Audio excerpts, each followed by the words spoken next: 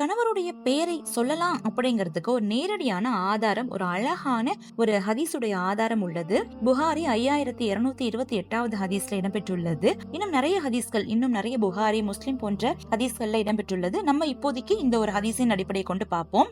அல்லாஹ்வின் தூதர் ஸல்லல்லாஹு அலைஹி வஸல்லம் அவர்கள் ஆயிஷா ரலியல்லாஹு அன்ஹா அவர்களிடத்தை சொல்றாங்க, ஆயிஷாவே, நீ என் மீது கோபமாக இருக்கிறாயா இல்ல என்னுடன் திருப்தியாக இருக்கிறாயா அப்படிங்கறத நீ பேசக்கூடிய வார்த்தைகளை வைத்தே நான் அது அறிந்து கொள்வேன்னு சொல்றாங்க.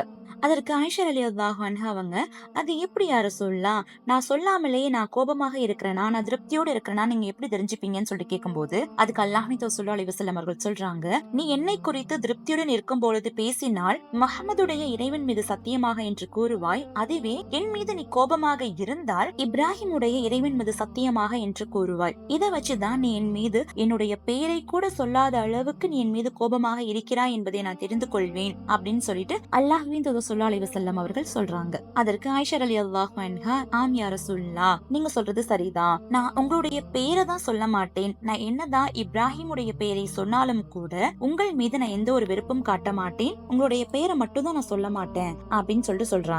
சோ நம்ம பார்த்த இந்த ஹதீஸ்ல இருந்து ஆயிஷா நாயகம் அவங்க தன்னுடைய கணவருடைய பெயரை சொன்னாங்க அப்படிங்கறது விளங்குது. அந்த கணவருடைய பெயர் அப்படிங்கறதெல்லாமே தாண்டி இந்த கணவருடைய பெயரை காட்டிலும் அவங்க இறை தூதர் அப்படிங்கிற ஒரு உயர்ந்த தகுதியில இருக்கிறாங்க.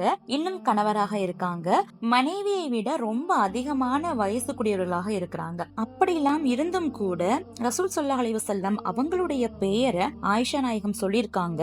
அப்ப யாரும் ஏன் புருஷனுடைய பெயரை சொல்றேன்னு கேட்டது இல்ல, ரசூலுல்லாஹ்வும் கேட்டது இல்ல. அது அவங்க ரொம்ப விரும்பியதாகவும் அவங்க திருப்தி அடைஞ்சதாகவும் தான் இந்த ஹதீஸ்ல இடம்பெற்றுள்ளது. அதையும் ஒரு அடையாளமாக சொல்லி காட்டியிருக்காங்க. மார்க்கத்தை வைத்து அவங்க தவிர்க்க வேண்டிய எந்த ஒரு அவசியமும் இல்ல. நீங்க எப்படி கூப்பிட்டீங்க, எப்படி அழைச்சால் உங்களுடைய குடும்ப வாழ்க்கைக்கு எந்த ஒரு பாதிப்பும் ஏற்படாதோ அந்த மாதிரி நம்ம அழைச்சிக்கிறது சிறந்ததாக இருக்கும். அதுவே ஒரு கருத்து வேறுபாடு வரும், அதனால ஒரு பிரச்சனைகள் ஏற்படும் அப்படின்னாக்கா அது ரொம்ப தவிர்த்துக்கலாம். எந்த மாதிரியான சபைகள்லையும் எந்த மாதிரியான இடங்கள்லையும் எப்படிப்பட்ட கணவர்களுக்கு எப்படிப்பட்ட மனைவிக்கும் எப்படி அழைத்தால் பிடிக்குமோ அது போன்று கடைபிடிச்சோம் அப்படின்னாக்கா அந்த தாம்பத்திய வாழ்வு ரொம்ப சிறந்ததாக அமையுங்கிறத நம்ம புரிஞ்சுக்கணும். ஆனா மார்க்கத்தின் அடிப்படையில பார்த்தோம் அப்படின்னாக்கா கணவருடைய பெயரை மனைவி சொல்லக்கூடாது, சொல்லி கூப்பிடக்கூடாது அப்படிங்கிறதுக்கு எந்த ஒரு தடையுமே கிடையாதுங்கிறத நம்ம புரிஞ்சுக்கலாம்.